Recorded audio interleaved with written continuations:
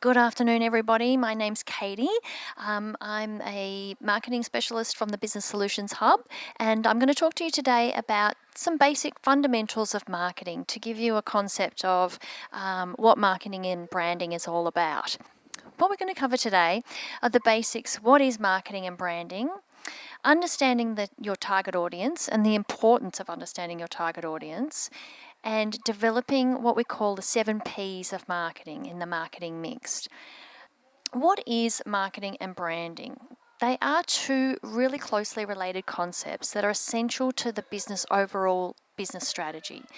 And the focus on marketing and branding is as a sales tool to attract and retain your customers. So marketing encompasses activities and processes within your organization to promote, advertise, and sell products or services to your customers.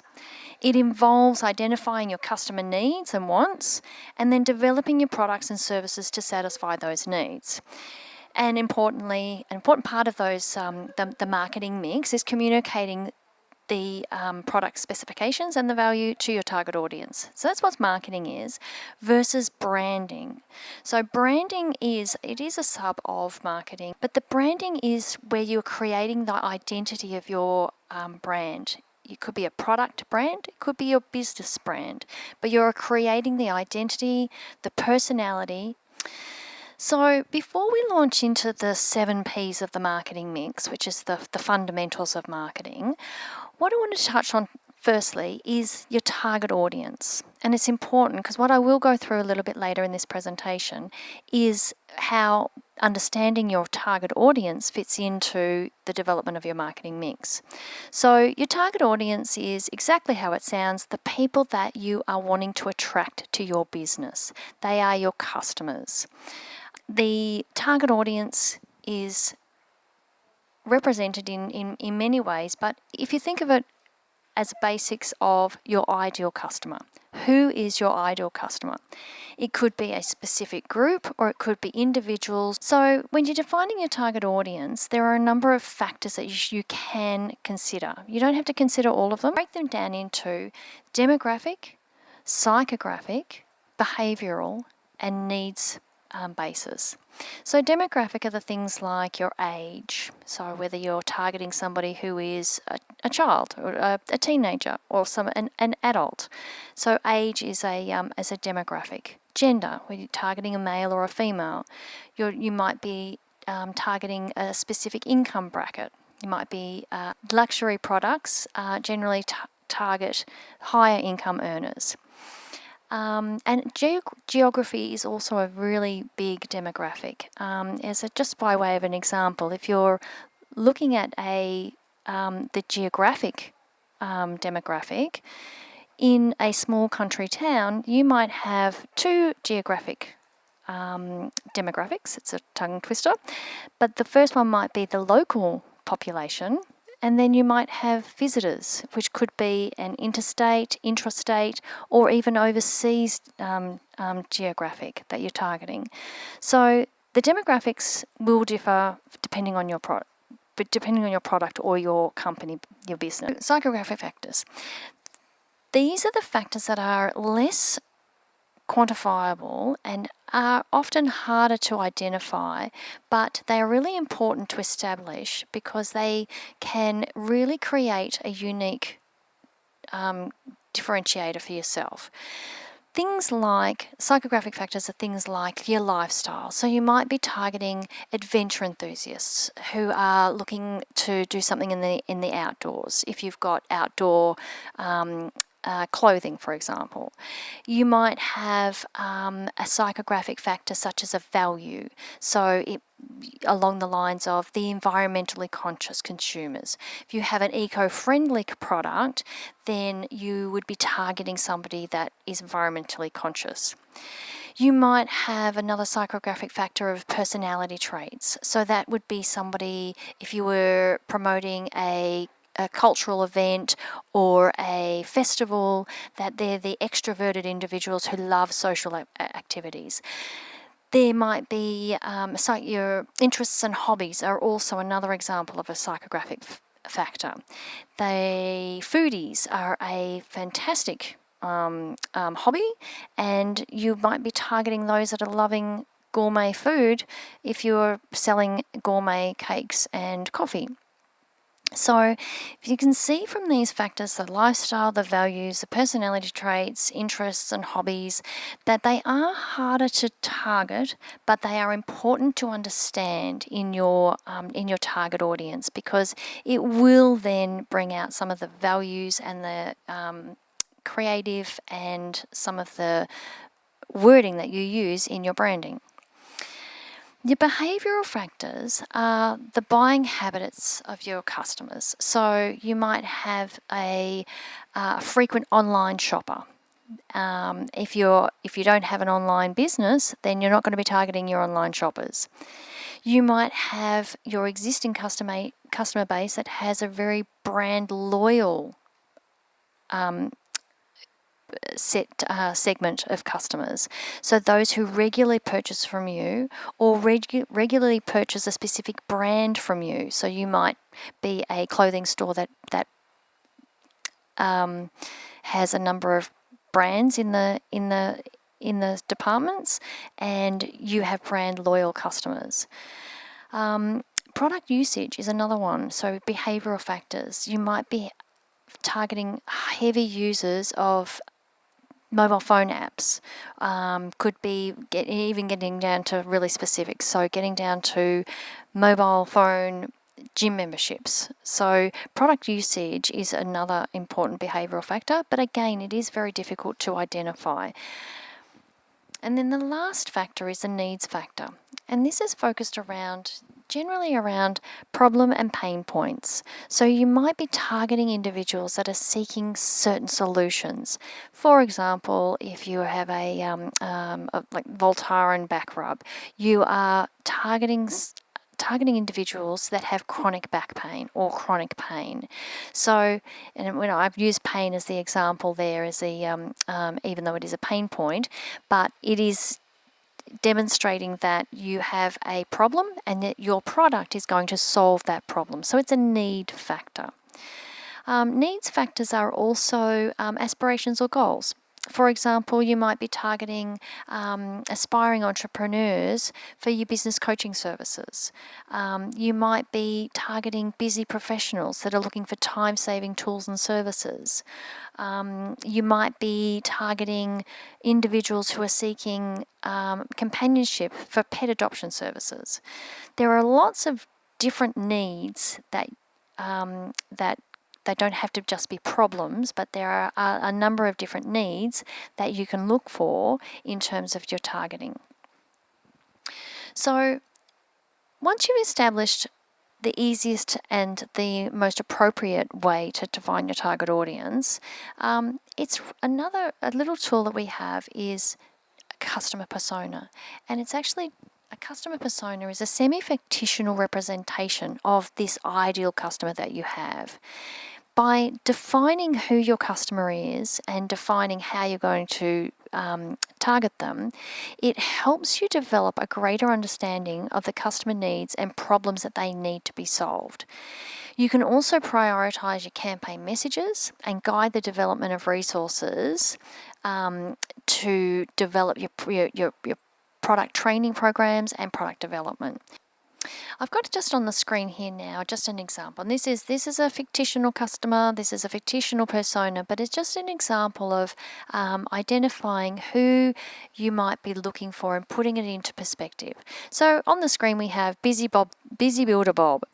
You know, we talked to Busy Builder Bob. He's in his mid-40s. He's had 20 years experience on the tools. He started out on his own, running his own business about 2 years ago, and he has grown so fast that he has to knock back work. So now we're getting to understand our customer. Who is he? The demographic factor in there is that he's in his 40s, and he's had 20 years experience on the tools. And then there's some behavioural factors in there, including that he has started his own business, he's a business entrepreneur, and that he has actually grown his business so fast that he has to knock back work. We can then look at his needs. His needs are he is growing so quickly that he doesn't have policies or processes in place to establish the ground rules for his staff. He needs to get onto that now so he can keep on top of his business and not let things fall through the cracks. So that's his pain point. That's his need. What does he need? From the in the persona, we'll have a look at some of his responsibilities. So this is a fictional responsibility, but he's a small business owner, so he's responsible for business development, project management, overseeing projects, business compliance. He's responsible for everything. So you can start to develop this picture of Busy Builder Bob, and understand who he is and how you can help him. We have a look at the challenges. So in our persona, we look at the challenges that Busy Builder Bob has so that we can match our products back to his situation. So in this situation, he's got his challenger, he has cash flow and debt recovery issues, he's got to manage multiple contracts, he's maintaining a pipeline of work, he's got tender compliance and he needs to win tenders for his work. He's got a lot of issues and a lot of challenges on his plate. How can we help?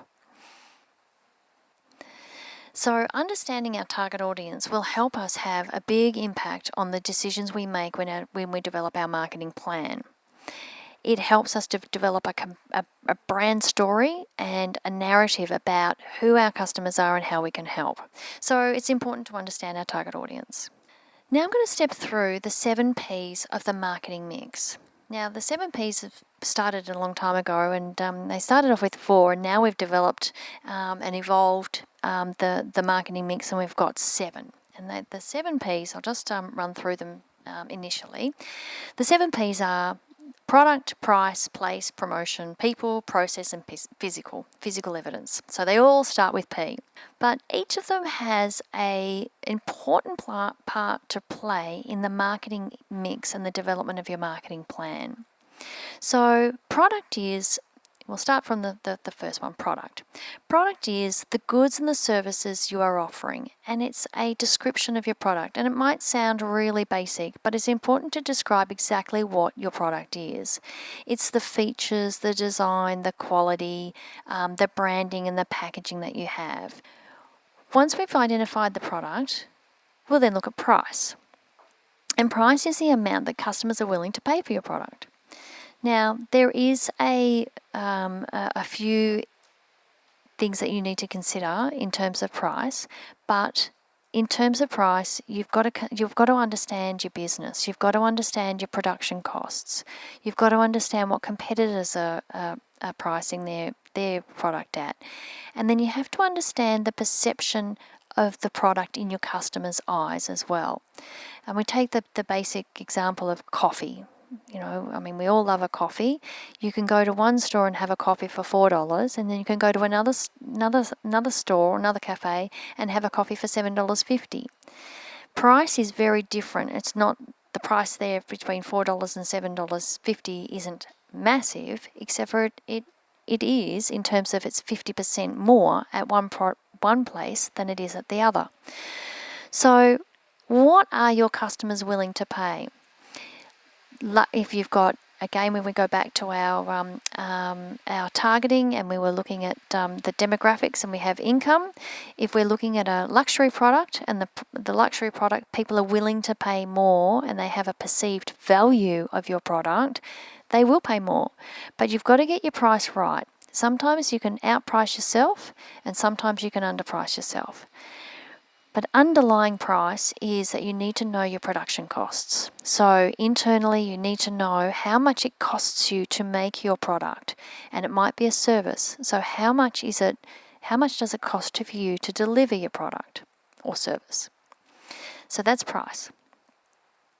Then we go into place, the 3rd P of the marketing mix, place, where customers can buy your product. And this is often for a small business can be very basic. It could be it's a store. But again, in today's world, we're opening it up to the online tools, and your store might be online. So your place is where your customers want to buy your product. Do they want to buy your product online? Now, I probably spoke 10 years ago, we probably wouldn't have bought a car online. You would always buy through a dealership. But things are evolving, and place can be evolving as well. Do you need to have an online store? That will be dependent upon your product. It will be dependent on your target audience and how they buy.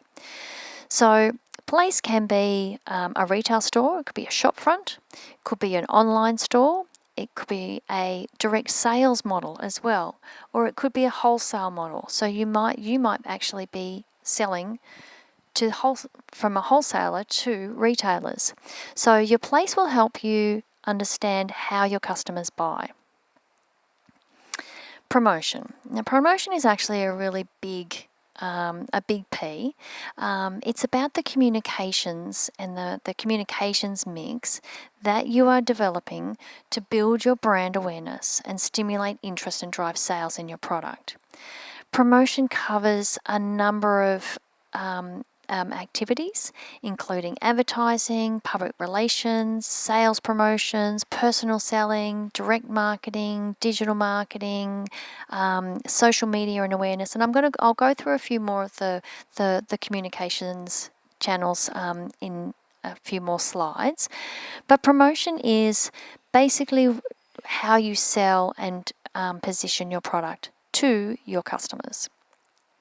They are the 4 core P's. So product, price, place, and promotion are the first 4 P's that came along in the marketing mix, and the next 3 are ones that have been added more recently, and they'll make sense. They are connected back to your overall business strategy and your overall business needs, but they are considered as part of your marketing mix, and they are really important because if we're talking about selling your product, you need to understand the people, the processes, and the physical evidence that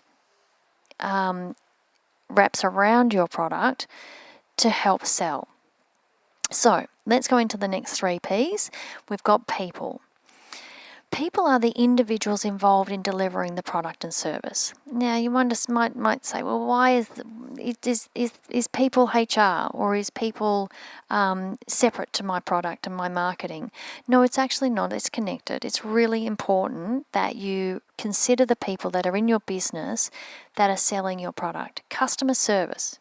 These are the clearest and the easiest one to explain. Your customer service team are your people. Your customer service team are those selling the product or supporting product sales or supporting product post-product purchase. They are also the ones that are driving the customer experience with your organisation. So if you go to a cafe, or if you go to a supermarket, or if you go to a community centre, then the people that are in those businesses are the people that are selling your product, and having a great customer experience will deliver a number of benefits for your business. It will get repeat purchases. Customers will come back. If they have a great customer experience, they will come back and buy from you again. If they have a great customer experience, they will tell their friends. They will post it on social media. They will then attract more of the same customers to your business. So the people are integral to delivering a important part of the marketing mix, and they can't be underestimated. The 6th P is process. Again, a P in the marketing mix that can't be underestimated. Process is the workflows are involved in delivering your product or your service. So it comes down to how somebody orders your product, how somebody pays for your product, the customer service procedures that are connected with either your warranties or having post-purchase support. So the processes, if you don't get these right, you might have the most amazing product in the world. It might be priced at the best price and value combination. It might have the best branding. It might have cover everybody's needs. But if the processes to get that product out to your customer don't work, then you've failed and your product will actually not do super well. So process are the workflows involved in delivering the product. And the 7th P is the physical evidence. So the physical evidence is the tangible and intangible evidence that's associated with your product. These will be things like your store layout or the ambience in the store. So it's something that you have and people forget about it. But you need to understand that, these things in the physical evidence support everything around your product. So if you're going into a cafe and you are buying a coffee and the physical evidence in the store layout around you is clean, it smells fresh, it's bright, it's got that baker's smell to it, the store layout and the ambience will be a very positive experience. So the physical evidence is extending the benefits of your product. The packaging and branding and the customer testimonials are also physical evidence of your product. They support what you're selling. They can't be underestimated. If you forget about this component of the marketing mix, again, you'll have this beautiful Apple product in the best packaging and beautiful, sleek warranty information and instructional manuals, and then it will be sitting on a dirty, dusty shelf in a store on the bottom of on the bottom shelf that nobody can see. So store layout is really important, or the physical evidence and everything that's wrapped around your product is really important. So they are the 7 Ps of the marketing mix. Now we're going to overlay the target audience over those 7 Ps and just explain why it's important for you to understand your target audience when you're developing your marketing mix. So we talked about the product, and I'll go back through the 7 Ps and connect how understanding your target audience impacts on all of those 7 Ps. So if we don't understand who our audience is and we don't understand their needs or their preferences and their behaviours, then how do we know if our product is going to be suitable for them? If we don't understand our target audience and how much they're willing to pay and how much income they have or the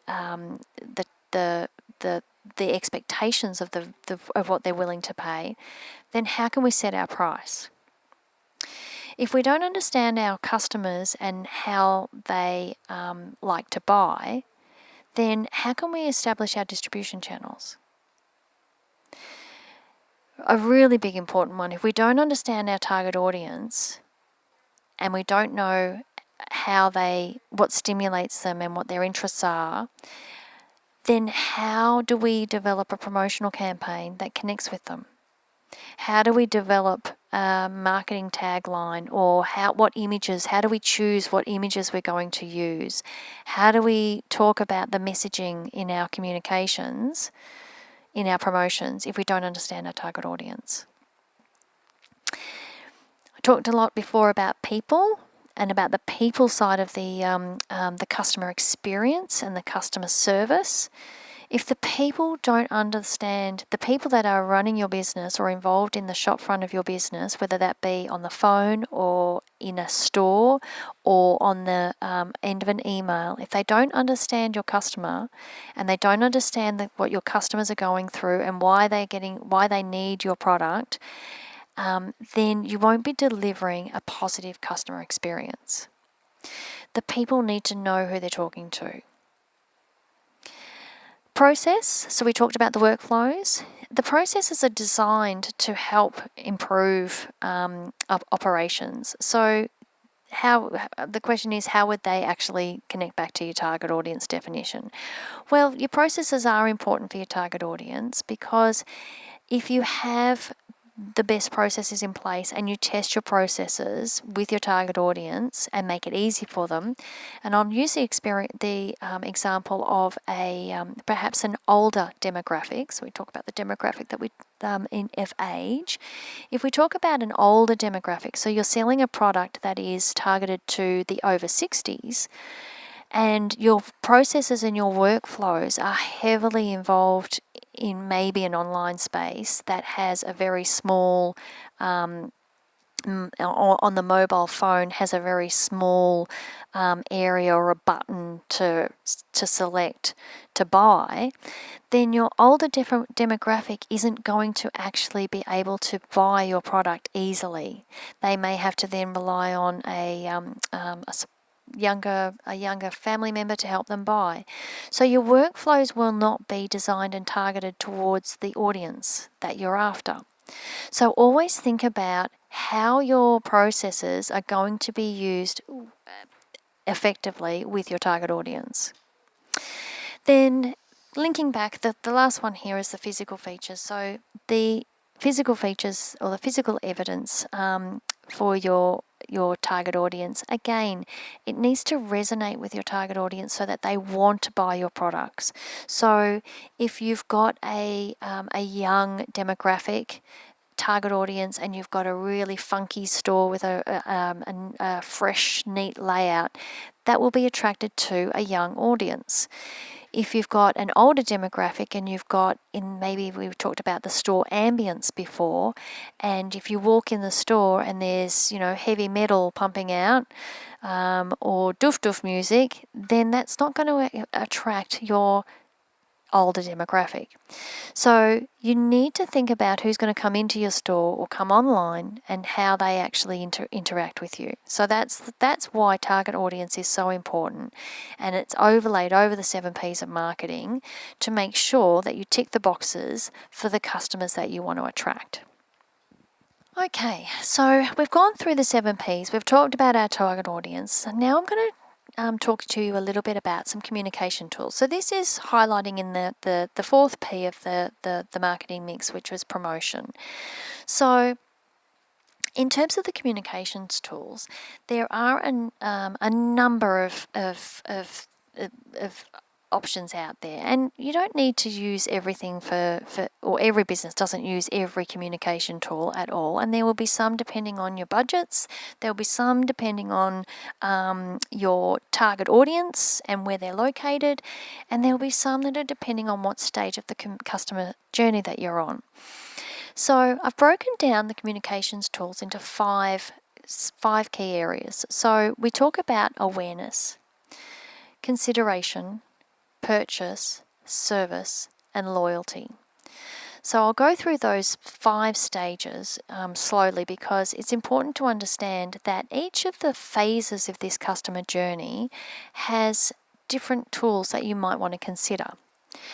So we talk about the first stage being awareness. Now, if somebody isn't aware of your product or doesn't know about your product, well, they're never going to buy it. So, for example, if we take a car manufacturer, there's a few new car manufacturers that are coming into the Australian marketplace now.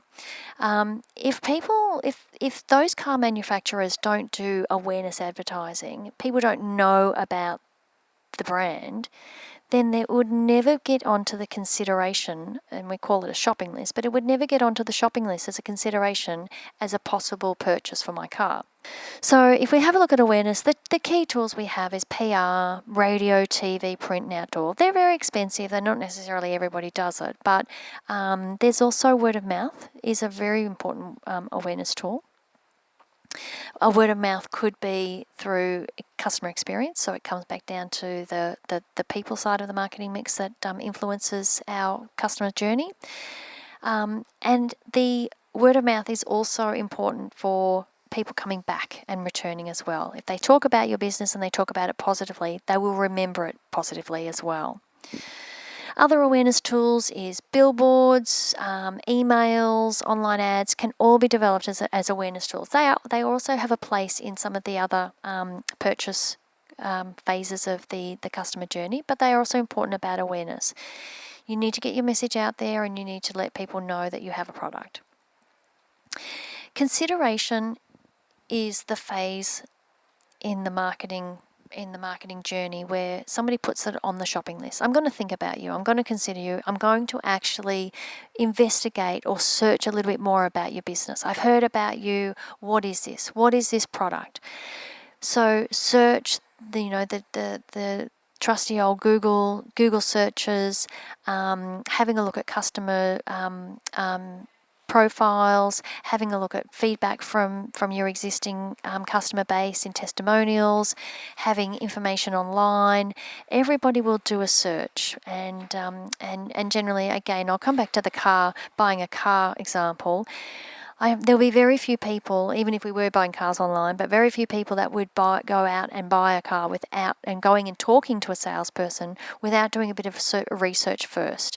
They'll research, they will talk to people, they will talk to their friends, but they'll also search online and have a look at reviews and what people are saying. So consideration is the phase where you really want to be showing yourself and putting the spotlight on that trusted advisor.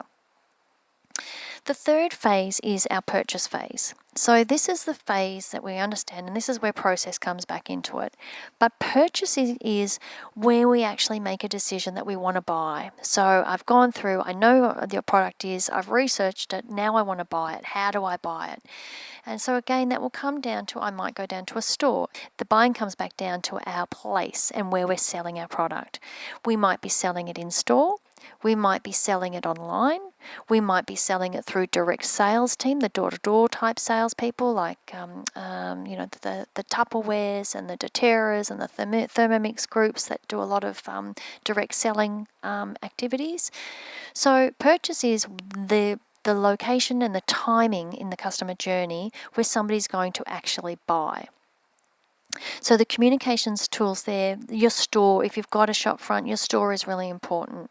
Coming back down to that physical evidence. If your website is really, if you've got an online purchasing process, your online purchasing platform is really important. Then we go into service. So this is post-purchase. This is where we have important part of looking after your customers, and the types of communication tools that would be in your service matrix or toolbox is, it might be a mobile, it might be an app, it might be a call center, might be an email, might be a chat bot, on your website, the little chat tools. But it's where somebody can actually talk to you as a customer and as an owner of your product and have a relationship with you after your purchase. Service is really good because it helps you build that loyalty with your customers and helps build repeat purchase. So your service tools are important to make it easy for customers to contact you once you've purchased. I think you often hear about it. Once somebody's sold a product to you and you can't get in contact with customer service, or you can't get onto the banks, or you can't get onto the insurance company, it's disappointing, and your customer experience and your word of mouth to somebody post that activity will be really poor if the service is bad. So maintaining your service after purchase is really important.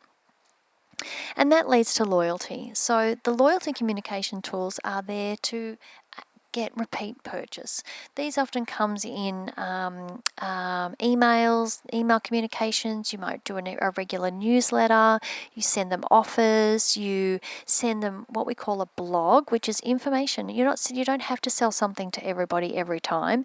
You sell them information. You tell them about how good your product is, or give them a tip on how to use your product. Nothing better than getting a great idea and then and saving time if your product is suitable to ongoing evolution. So the communication tools will be different according to your phase in the journey. So I've just gone through a few of them there. So today we've covered off the basics of marketing, and there's establishing around the 7 P's of marketing. And if you're going to be developing a marketing mix and a marketing plan, that's the key place to start. Start with understanding your target audience and the 7 P's of marketing. Don't underestimate the evolution of your product either. It's always important to come back to these and revisit them on a regular basis. Your product today versus your product that was 2 years ago is possibly really, really different. Your business today versus your business possibly 2 years ago is possibly really, really different. So it's always important to re-evaluate and re-strategize the 7Ps of your marketing mix. So thank you for your time. Any questions? Thank you, Katie. Great content there, and I think it's very informative to make sure that business owners do take the time to do the right research before they even decide to go to market. Because with this sort of thing, you gotta make it. So you gotta take your time to do the research to make sure that the launch is successful. I guess when I look at the 7Ps, I can't help but think about the external factors like government regulations, competition, and what can be done to ensure that you are set to succeed, especially as you fare with other competition in the market? Yeah, the great question. So, understanding your competitors is really, really important, and understanding where you sit alongside your competitors and the niche in which you make for yourself is again really, really important. You can't take your eyes off them. But you also can't take your eyes off what you do either. But if I talk about it from selling proposition of your or the brand, if we talk about it from your branding point of view, what you want to actually try and do is find a place in the market that is yours, that you own. Now, when we say the market doesn't have to be the world. The market might be your local geographic area. It might be your local council area. It might be Victoria. It might be Australia.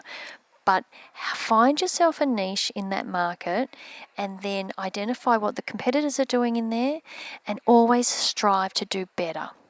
I think if we always come back down to customer service and the customer experience and the customer journey, understand what your competitors are doing, but do it. You can always strive to do better. You have a better customer service interface, have a better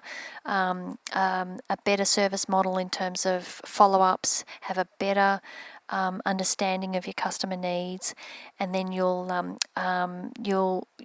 leave your competitors behind you. Thank you, Katie. I think it's almost like a moment of truth for a business owner to know your limits and to know exactly where you want to play. And I think it's that temptation of being ambitious about want to be all and everything and for everyone, and versus being very, assertive about who you are and where you want to play. Is there an opportunity where there is a safe way to enter the market and then gauge impression before you go further with your marketing and your brand and your launch? I think, and I sort of touched on it before about always coming back to your evaluating your marketing strategy. I think you always have to be on the ball. You have to be agile and you have to be flexible. There will be somebody biting up your tail and coming up with the similar idea, or coming in, there'll be, if you're a small business in a small town, there'll be another cafe opening up. So I think you just need to always evaluate what you do, go back to your 4Ps, don't underestimate what your and if we go back to the Ps of, the people and the processes, and I'll highlight those two. What are they doing? Because they are a really important key differentiator for you and your business. So always understand, don't just think that your processes are working. Don't think that your processes are working for your target audience. Ask your customers. Ask your customers how easy it is to deal with them, with you as a business. Ask your customers how you like your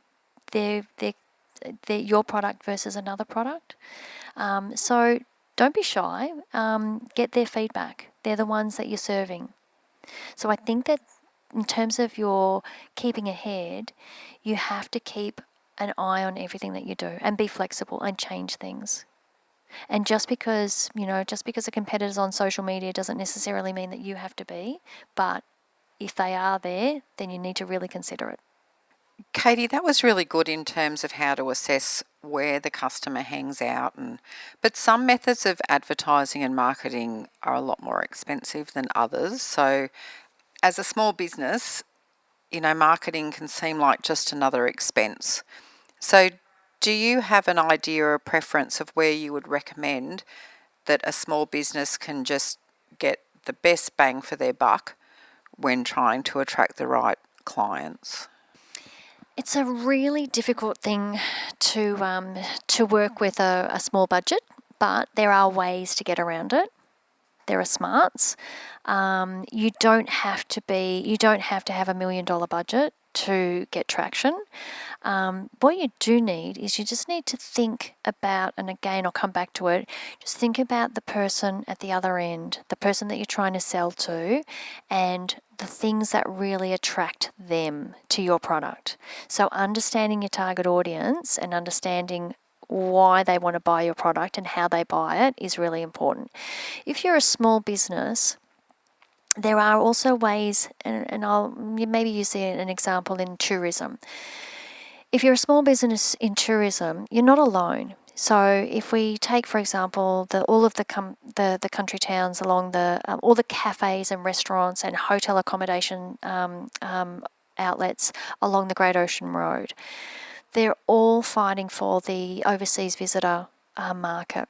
Now, a small hotel isn't necessarily going to be able to promote to the Chinese market with their own property to a wide audience, but you can work together, work together, and work with your community centres, your tourism bureaus, your associations to build a brand awareness that it's doing a job for everybody. It's not just doing a job necessarily for you, but build it so that you can actually afford to promote if you have to be promoting overseas. If you've got a smaller budget, there are a lot of tools that are available to help small business get onto social media, and they do take a long time to get your head around. And I think one of the myths of social media is that it doesn't cost anything. Well, yeah, you're right, it doesn't cost anything, but it does cost you a lot to manage. So sometimes getting an outside contractor to help is important. You don't need to hire somebody and then pay for another wage. Is get some runs on the board with a marketing campaign, get your marketing mix sorted out, understand who your customer is, and then you can start to implement it yourself. So there are tools. It's not expensive to necessarily develop a website these days. It's not overly expensive to have an online tool, but it is expensive to maintain it and to keep it up to date if you're selling a product online. So I think the ideal is probably to establish what your budget is, what you can afford to spend, and then get a list, and we've got checklists and lists of communication options that we can deliver to everybody. To say, yeah, I'm going to try this tool. I'll try this tool this month, and then I'll try this tool the next month. And I'll try a combination of a few things, but you don't have to do everything, and you can't do everything either. Whether it be time or budget are the factors, but there are definitely ways to get messages out there for those on a small budget.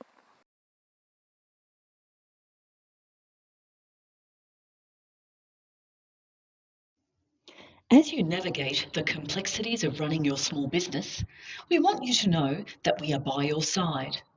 At Business Solutions Hub, we offer a dedicated team of HR, workplace relations, and business specialists. Whether you need tailored advice or strategic insights, we're here to assist you every step of the way. If you have any questions or need further assistance, call us on 1300 445 687.